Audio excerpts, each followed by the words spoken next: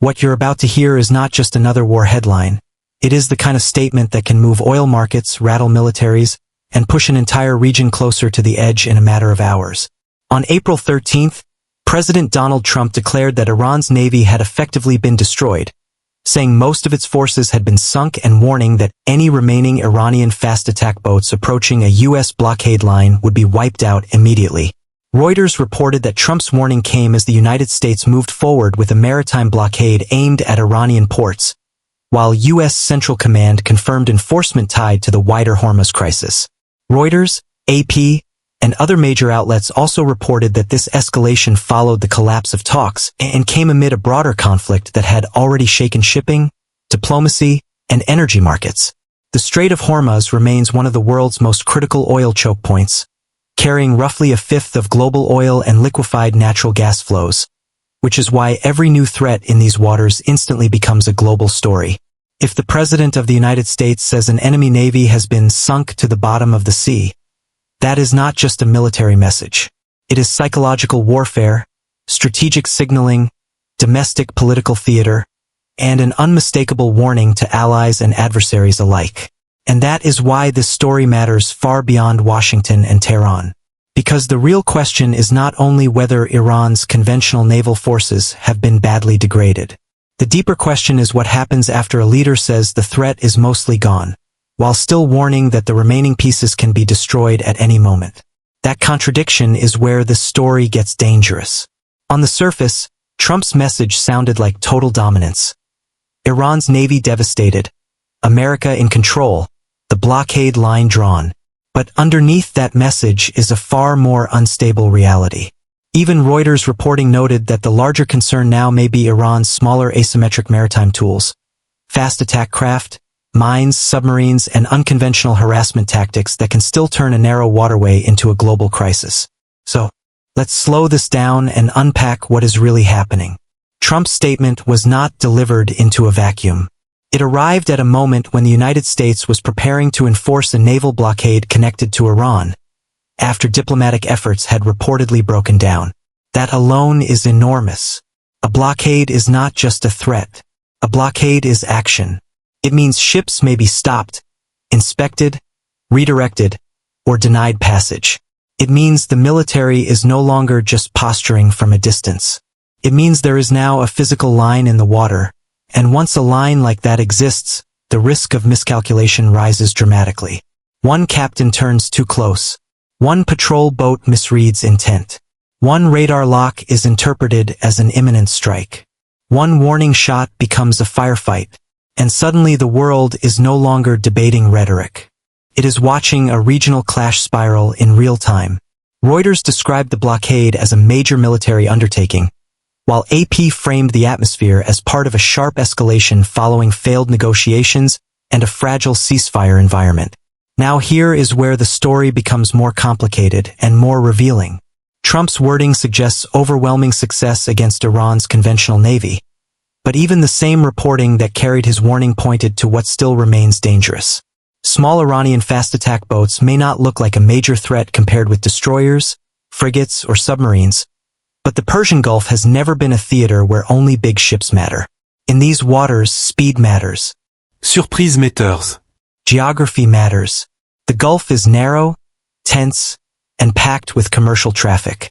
A handful of small vessels, if used asymmetrically, can create outsized disruption. They can harass shipping lanes, shadow larger vessels, force defensive reactions, and trigger insurance shocks and market panic. So when Trump says those remaining boats are not a significant threat, but then warns they will be instantly destroyed if they approach the blockade, he is revealing something important. The danger may be limited in a conventional military sense, but it is still serious enough to justify a shoot-on-approach posture. And that is exactly the kind of environment where a single encounter can change everything. Think about the contrast here. Before this moment, the central fear was that Iran could directly challenge U.S. and allied naval power with a combination of state naval assets and coastal systems. After this moment, the narrative has shifted. Now the message is, the big fleet may be broken, but the smaller, messier, harder to predict threats remain. That is not peace. That is phase 2. And phase 2 is often the phase that drags on longer, spreads wider, and becomes harder to control. Because when a conventional force is weakened, a state or its aligned elements do not always stop. Sometimes they adapt. They become more decentralized, more irregular, more willing to take risks that stronger forces would avoid. So while the headline says, Iran's navy destroyed, the strategic reality may be that the conflict is entering a more ambiguous stage rather than ending. And here is the part many viewers may miss on first hearing. This is not only about ships. It is about economic pressure, deterrence, and narrative control. Whoever shapes the story first often shapes the political reaction. Trump's statement was designed to project certainty. Totale destruction. Total superiority. Immediate consequences for any challenge. That kind of language serves a purpose. It reassures supporters. It pressures adversaries. It signals strength to nervous energy markets.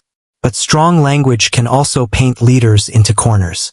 Once a president publicly promises immediate destruction of any boat that crosses a line, every future encounter becomes a test of credibility. If the United States responds too softly, the warning loses force.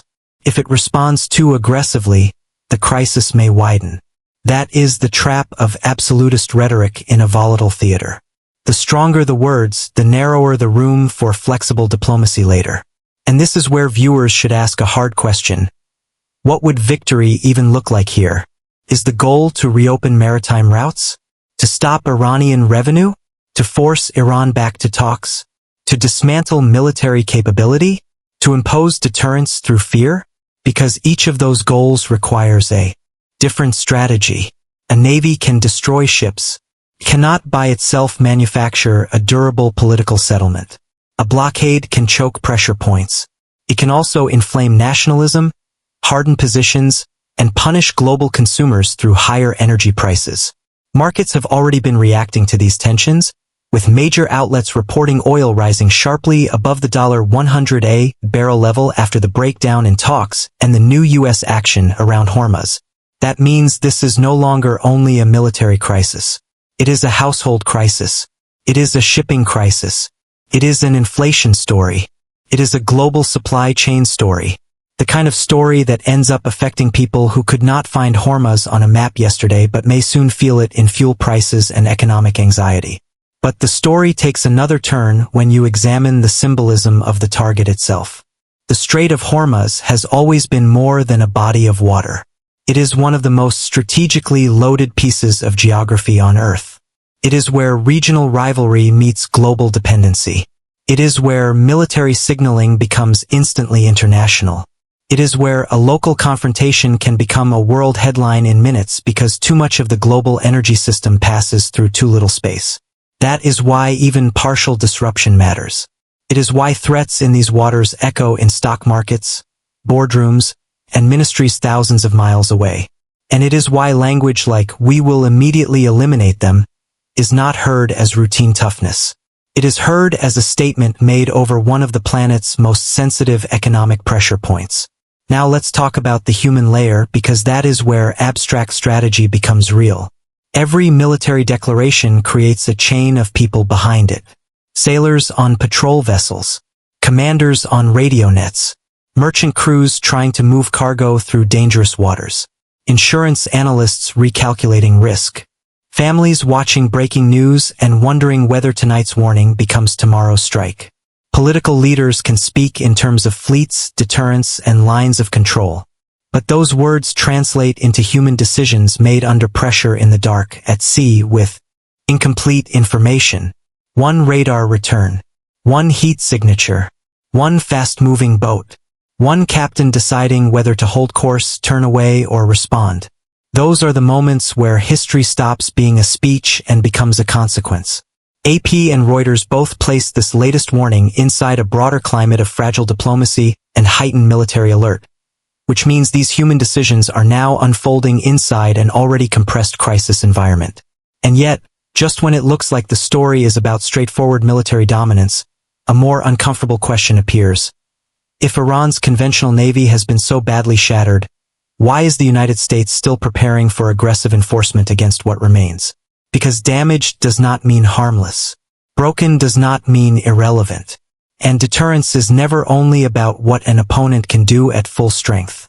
It is often about what they might still do with limited tools and maximum desperation. That is the mid-story twist that changes how you should hear Trump's statement. This is not a clean mission accomplished moment. It is a warning issued at the edge of an uncertain next phase. A phase in which the remaining threat may be smaller in scale but greater in unpredictability. A phase where the conflict can become less visible yet more contagious. Less about fleets facing fleets, and more about scattered pressure points, sudden incidents, and constant tension. And once you see that, the political meaning of the statement becomes even sharper. Trump is not only telling Iran what he may do. He is telling the world how he wants this moment understood. He wants the image of decisive strength. Iran's navy at the bottom of the sea, U.S. resolve unquestioned, remaining threats manageable, enforcement immediate. That image matters in domestic politics because strength plays differently than stalemate. It matters internationally because allies want reassurance and adversaries watch for hesitation. And it matters in negotiation because the side that seems dominant tries to define the terms of the next conversation. But here is the danger. Narratives of absolute control can collapse fast if reality produces. Even one embarrassing reversal, one successful harassment attack, one damaged tanker, one prolonged standoff, one viral image of chaos in the Gulf. Suddenly the message shifts from threat eliminated to threat transformed. And in modern geopolitics, perception can unravel almost as quickly as it is created. This is also why international reaction matters. Reuters and AP reporting indicate that the blockade and broader conflict have already triggered concern among outside governments and analysts. Some fear the move will deepen instability, prolong confrontation, and put pressure on already fragile economies. Others view it as an attempt to force strategic clarity after diplomacy failed. But the key point is this: once a maritime crisis touches Hormuz, it stops belonging only to the countries involved. Importers care. Exporters care. Traders care. Insurance markets care. Regional governments care. Great powers care. And every external actor enters the crisis with a different priority: energy stability, alliance credibility, regional influence, domestic politics, or simply avoiding a wider war. That means even if the US and Iran understand each other's signals, outside actors can complicate the picture by reacting to risk in ways neither side fully controls. Let's go deeper into the military side for a moment. Naval power is often misunderstood because people imagine decisive battles between massive ships. But modern maritime coercion is often about persistence rather than spectacle. Presence. Surveillance. Boarding capacity. Air cover. Missile defense. Rules of engagement. Endurance. A blockade is less a single dramatic clash than a continuing test of logistics, discipline, and political stamina. Reuters specifically noted experts describing the U.S. blockade as a major, open-ended endeavor. That phrase matters. Open-ended. Because once you begin something open-ended in a choke point as sensitive as Hormuz, you inherit every future encounter inside that mission. You do not just manage force. You manage duration. And duration is where costs grow, financially, militarily, diplomatically, and psychologically. Now imagine the pressure on Iran's side. A leadership structure under military and economic strain may see public concessions as weakness, especially after publicly framing resistance as defiance. That creates a brutal logic. The more pressure one side applies, the harder it becomes for the other side to back down without trying to reclaim dignity somehow. Not necessarily through a full-scale conventional move, but perhaps through signaling, symbolic resistance, or asymmetric probing. That is why small boats matter. That is why ambiguous encounters matter. That is why language about immediate destruction matters. Because both sides may now be trapped between military caution and political pride. And history shows that pride has a way of finding vehicles even when fleets are damaged. And then there is the information war. In modern crises, every statement competes with another statement. One side says the Navy is effectively destroyed. The other may say resistance remains intact. One side says blockade enforcement is lawful pressure. The other says it is escalation. One side says remaining boats are insignificant. The other says every remaining tool can still impose cost. Viewers should be careful here. Wartime language is rarely neutral. It is meant to produce effects, to intimidate, reassure, provoke, or shape public perception before facts settle. That does not mean the reports are false. It means you should hear the rhetoric as part of the battlefield itself. Reuters and AP give us the broad verified frame. Trump made the statement, the blockade is real, the crisis is tied to wider conflict and failed talks, and the consequences are already reaching into global markets. Beyond that, much of the deeper interpretation is about strategy, and strategy always includes messaging. Here is another uncomfortable contrast: truth versus appearance. The appearance is simple: dominance, destruction, immediate enforcement. The truth may be less cinematic and more dangerous, because the most dangerous moments are not always when two strong forces square off openly. Sometimes they come after one side believes it has achieved decisive superiority and begins enforcing that superiority under constant challenge from smaller, riskier, less predictable threats. That is when overconfidence and desperation collide. That is when one side feels entitled to act instantly, and the other feels compelled to prove it still matters. That is when narrow water becomes a very wide problem. So what happens next? There are several plausible paths, and none of them are comfortable. The first is deterrence holding, for now. In that scenario, Trump's warning works. The remaining Iranian small craft keep their distance. The blockade line remains tense but mostly stable, and the crisis shifts back toward diplomacy or prolonged coercion. The second is controlled confrontation. Shadowing, maneuvers, near misses, electronic signaling, maybe even isolated incidents that stop short of wider war. The third is escalation through miscalculation. A fast boat approaches too close. U.S. forces engage, images spread, retaliation follows, and what looked like a contained enforcement mission starts to widen. The fourth is economic escalation outrunning military escalation, where even without a major clash the market impact, shipping risk, and political fallout become the dominant story. Reuters and AP reporting already suggest we are at least partly inside that fourth scenario, given the shock to energy expectations and the broader geopolitical anxiety surrounding the Hormuz crisis. And this is where the climax of the story really sits, not in the phrase that Iran's navy has been destroyed, but in what that phrase commits the United States to do next. Because words like that do not close a crisis. They raise the stakes of the next move. If the blockade line is challenged, Trump has already told the world what the response will be. If the line is not challenged, he will claim deterrence succeeded. Either way, he has defined the coming moments as a test of U.S. credibility. That is the most important revelation in this entire story. The statement is not only about what has happened to Iran's navy. It is about setting the terms for what will happen at sea from this point forward. And once those terms are made public, every patrol, every approach, every contact in those waters becomes politically charged. So when you hear that a navy has been sunk, do not stop at the spectacle of the line. Ask what remains.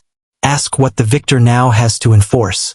Ask how long the enforcement can last. Ask what the smaller surviving tools can still do in a narrow sea. Ask how energy markets respond. Ask how allies react. Ask how a damaged adversary chooses between backing down and proving relevance. Because the truth of this moment may not lie in whether one fleet has been broken. It may lie in whether the resulting vacuum becomes a deterrent success, or the opening chapter of a more chaotic phase. And maybe that is the most unsettling part of all. A headline this dramatic makes people feel like the story has reached its end. But it may actually be the opposite. It may be the point where the visible battle gives way to the invisible one. Nerves, posture, economic pressure, maritime brinkmanship, and decisions made in seconds that could reshape months. That is why the world is watching Hormuz so closely tonight. Not because every detail is already known, but because so much depends on what happens next in a stretch of water where the margin for error is dangerously small. If a damaged force still tries to signal defiance, if a blockade becomes more aggressive, if a single encounter goes wrong, the consequences will not stay local for long. So here is the question I want to leave with you. Does this statement signal control? Or does it reveal just how fragile control really is when a superpower draws a hard line in one of the world's most volatile waterways? Because those are not the same thing. One is strength. The other is strength under constant test. And history often remembers the difference only after the next incident happens. If you think this warning will successfully deter Iran, say so in the comments. If you think the real danger begins after leaders start speaking in absolute terms, I want to hear that too.